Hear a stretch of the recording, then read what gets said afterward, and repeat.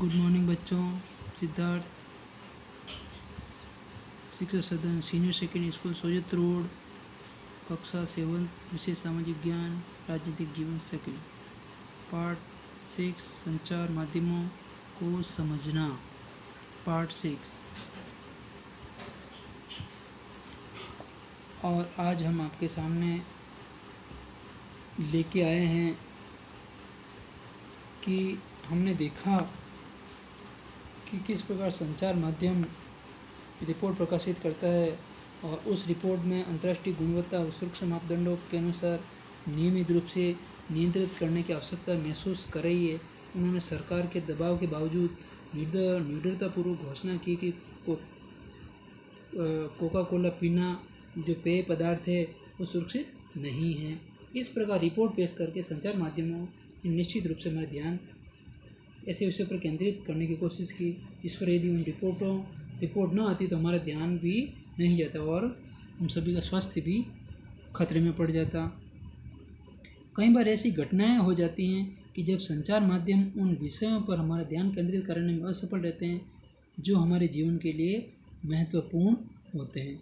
जैसे हमने देखा कि पीने का पानी जो हमारे देश की एक सबसे बड़ी समस्या है। जैसे हम कहते हैं ना कि जल ही जीवन है, जल है तो कल है, ऐसा भी होता है। लेकिन आज भी देखते हैं कि प्रति वर्ष हजारों लोग कष्ट सहते हैं और मर जाते हैं क्योंकि उन्हें पीने के लिए सुरक्षित पानी नहीं मिल पाता। हमने देखा कि स्थल व जल को लोग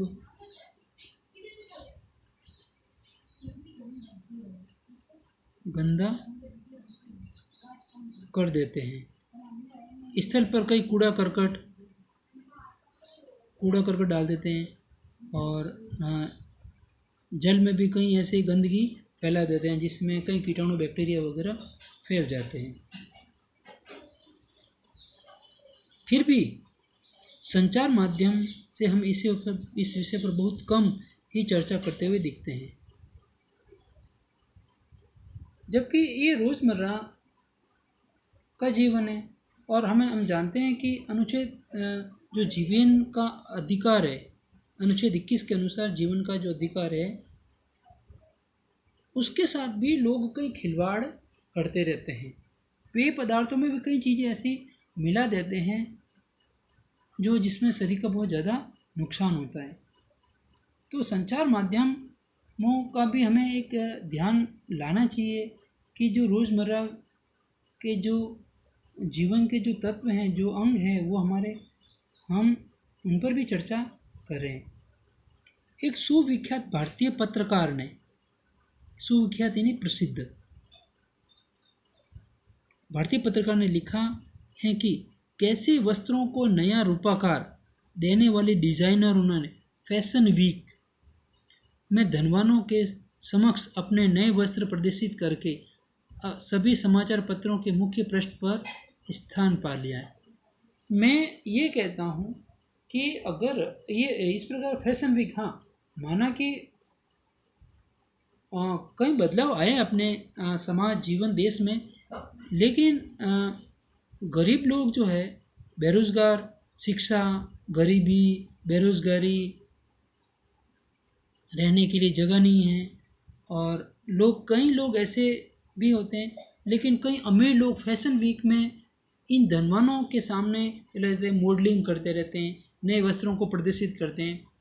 और पता है ये अपना कल्चर जो है, अब इस प्रकार मुझे हंसी भी आ रही है कि आजकल अगर ऐसे वस्त्र, छोटे छोटे कपड़े अगर पहन के अगर आप बाहर की तरफ आते हैं तो कैसा लगता है। सबसे बड़ी बात है लगता कैसे, अपने कल्चर के लिए किस प्रकार लोग ये करते हैं। तो कई बार ऐसा लगता है कि संस्कारों के साथ भी ये खेल खेल रहे हैं। हमारी सभ्यता और संस्कृति कहाँ चली गई है। क्यों नहीं इन चीज़ों पर भी कुछ जो ज़रूरत की चीज़ें उनके ऊपर भी ध्यान देना चाहिए। इसलिए इनके मुख्य पृष्ठ पर इन लोगों ने स्थान पा लिया। जबकि उसी सप्ताह मुंबई में देखो अब आप खुद देख लो, मुंबई जो कि महाराष्ट्र की राजधानी है, जबकि उसी सप्ताह मुंबई में अनेक झोपड़पट्टियों को गिरा दिया गया, पर किसी ने इस पर जरा सा भी ध्यान नहीं दिया। अब आप सोचो, एक तरफ तो जीवन जीने का अधिकार दिया जा रहा है और दूसरी तरफ ये मौज मस्ती, ये फैशन वीक ऐसे चलाना, वो एक फैशन वीक चलाना एक टाइम पास के लिए, बस यहाँ इनका टाइम पास का जरिया हो गया, पैसे कमाने का एक जरिया हो गया। जबकि एक गरीब आदमी किस प्रकार सुबह से शाम तक, अगर आप गरीब लोगों को महसूस करोगे कि वो किस प्रकार सुबह से शाम तक अपना कार्य करता है और शाम को उसके घर में किस प्रकार चूल्हा जलता है, ये हमें सोचना चाहिए।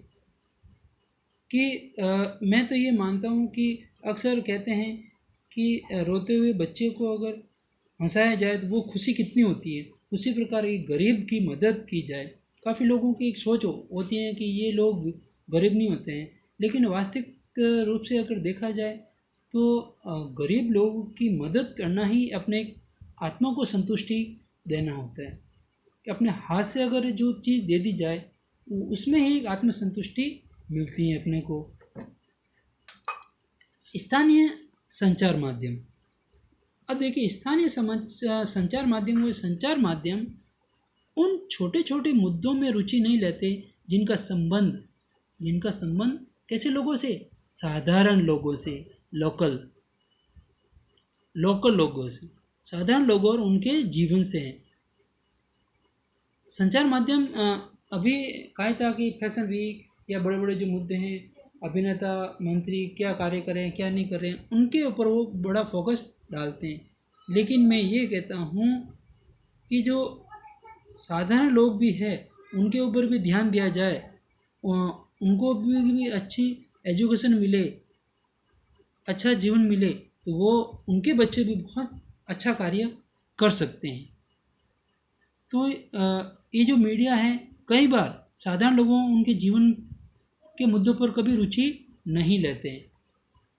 इसलिए कई स्थानीय समूह स्वयं अपना संचार माध्यम प्रारंभ करने के लिए आ गया है। तो फिर कई स्थानीय स्वयं समूह जो है वो संचार माध्यम प्रारंभ करने के लिए आ गया है, और कई लोग रेडियो द्वारा किसानों को विभिन्न फसलों के बारे में, उनके मूल्यों के बारे में बताते हैं। बीज, कैसे बीज हमें खेतों में डालनी चाहिए, किस प्रकार मिट्टी उपयोग में लानी चाहिए, मिट्टी का परीक्षण कहाँ करवाया जाना चाहिए, उर्वरकों के बारे में भी वो परामर्श यानी सलाह भी देते हैं हमें। और कुछ लोग वीडियो कैमरे इस्तेमाल करके भी विभिन्न प्रकार की बातें हमें बताते हैं। और कई बार तो ये होता है कि कुछ अन्य लोग काफ़ी सस्ते और आसानी से मिल जाने वाले वीडियो कैमरे इस्तेमाल करके भी निर्धन लोगों के वास्तविक जीवन की स्थिति की डॉक्यूमेंट्री फिल्म बनाते हैं। और कई बार जो ऐसा भी होता है कि अब देखो, कुछ लोग जो वीडियो कैमरे इस्तेमाल करके इस प्रकार की कई पिक्चर भी बना लेते हैं। जो कैमरे और वीडियो से जो इस्तेमाल करके कुछ पिक्चर वगैरह बनाते हैं, जो निर्धन समाजों के वास्तविक जीवन की स्थितियों पर एक डॉक्यूमेंट्री फिल्म बनाते हैं। देखो, डॉक्यूमेंट्री फिल्म हर किसी पे भी बन जाती है।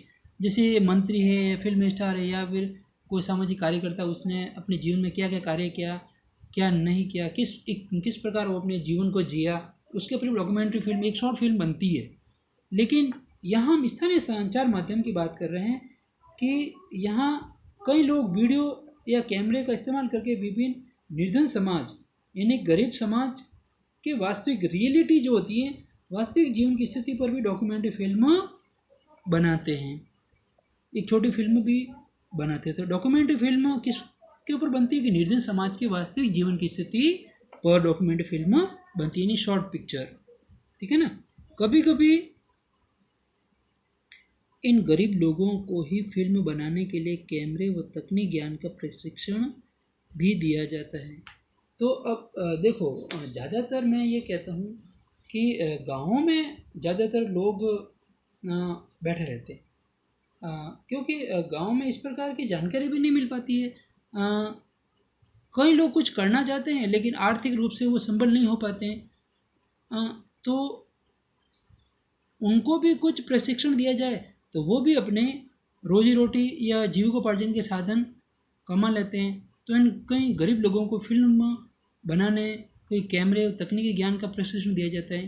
कई लोगों को लघु उद्योग, कुटीर उद्योग लगाने का भी प्रशिक्षण दिया जाए। कई सिलाई मशीनों, कई चीज़ों को बालवाड़ी, आंगनवाड़ी में कुछ इस प्रकार प्रशिक्षण दिए जाते हैं। कई थैलियाँ बनाना, कई कपड़ों की थैलियाँ बनाना, कई कागज़ की थैली बनाना, कई ये दूनेबाज बनाना, ठीक है। तो इस प्रकार, और महिलाएं सहायता समूह भी कार्य करते हैं। तो ये इस प्रकार संचार माध्यम, जो स्थानीय संचार माध्यम हैं, वो उनके आगे आते हैं, ठीक है। इस समाचार पत्र के पाठक यानी पढ़ने वाले, इस समाचार पत्र के पाठक या पढ़ने वाले कौन है? किसान होते हैं, दुकानदार होते हैं, पंचायत के सदस्य होते हैं, स्कूल के शिक्षक होते हैं, और वे महिलाएं जिन्होंने अभी हाल ही में पढ़ना लिखना सीखा है, जो कि साक्षर हुए हैं, जो महिलाएं साक्षर हुई है, उन्होंने भी पढ़ना लिखना। मैं फिर देखा गया कि उत्तर प्रदेश के चित्रकूट जिले में कई ऐसी महिलाएं थी जिन्होंने 15 दिन में लहरिया एक लहरिया लहरिया नामक पत्र निकाला। तो इस प्रकार महिलाओं ने भी कमाल किया, और वो स्थानीय बुंदेली भाषा में था। यूपी के चित्रकूट जिले में बुंदेली भाषा चलती है, जो कि इन समाचार पत्रों में हिंसा, राजनीतिक भ्रष्टाचार इत्यादि की संबंधित रिपोर्टें होती हैं। यानी कि लोकल जो खबरें हैं, वो आसपास की जो खबरें हैं, इस लहरिया नामक पत्र में मिल जाती थी, ठीक है। तो इस प्रकार स्थानीय संचार माध्यम अपनी ओर से भी कार्य करते हैं। तो इस प्रकार गांव के लोगों को भी जीवन जीने का और जीविकोपार्जन के साधन भी उपलब्ध करवाए जाते हैं। प्रजातंत्र के नागरिक के रूप में हमारे जीवन में संचार माध्यम महत्वपूर्ण है, क्योंकि इससे हम सरकार के कामों के बारे में भी सुनते हैं, ठीक है, कामों के बारे में सुनते हैं, और इसमें भी संचार माध्यम अपनी महत्वपूर्ण भूमिका निभाते हैं। संचार माध्यम निश्चित रूप से किन बातों पर ध्यान केंद्रित किया जाना और इस तरह एजेंडा निश्चित करते हैं। यदि कभी सरकार चाहे तो संचार माध्यम किसी घटना के बारे में खबर छापने से रोक सकती है, क्योंकि संचार माध्यम और व्यापार का घनिष्ठ संबंध होता है। तो प्राय संतुलित रिपोर्ट का प्रकाश में आना कठिन है। इसे ध्यान में रखते हुए हमारे लिए एक सजगता महत्वपूर्ण है। तो हमारे लिए एक सजगता, एक सावधानी महत्वपूर्ण है, क्योंकि समाचार से प्राप्त तथ्यात्मक जानकारी भी प्राय पूर्ण होती है। तथ्यात्मक यानी कि मेन जानकारी, सही जानकारी पूर्ण होती है, और एक पक्ष ही हो सकती है, वो एक ही पक्ष को लेकर कार्य करती रहती है। अब देखिए सामाजिक विज्ञापन में देखते हैं कि सरकार व निजी सरकार व निजी संस्थाएं ऐसे विज्ञापन बनाती हैं जिनसे समाज में किसी बड़े संदेश का प्रसारण हो सके, और उसे सामाजिक विज्ञापन कहते हैं। एक तो सरकारी और एक निजी संस्थाएं ऐसे विज्ञापन भी बनाती जिससे समाज में किसी बड़े संदेश का प्रसारण हो सके, और वो सामाजिक विज्ञापन भी कहते हैं। जैसे अपन यहाँ देखते हैं कि कहीं असुरक्षित रेलवे क्रॉसिंग को पार करने के लिए संबंधित सामाजिक विज्ञापन प्रस्तुत किया जाता है। तो जैसे रेलवे क्रॉसिंग पर सतर्कता ही सुरक्षा का आधार है, सतर्कता ही सुरक्षा का आधार है। तो हमने ये भी देखा कई बार, आजकल कोरोना चल रहा है तो कई लोग मास्क भी बनाते हैं, और मास्क में आपने देखा होगा हरियाणा राजस्थान ऐसे लिखा होता है, कहीं लिखा होता है करणी सेना। तो इस प्रकार अपने अपने विज्ञापन का भी प्रचार प्रसार करते रहते हैं। तो इस प्रकार हमने देखा कि सामाजिक विज्ञापन को डालने से कई लोग सुरक्षित भी होते हैं। अब वो मास्क लगाए हुआ है तो लगाए हुए मास्क पर भी वो साफ चीज़ लिखी हुई रहती है, ठीक है ना। तो वो देखते हैं ये किन लोगों ने मास्क बांटे हैं, कि ये करणी सेना ने बांटा, ये हरियाणा राजस्थान ने मास्क बांटे हैं।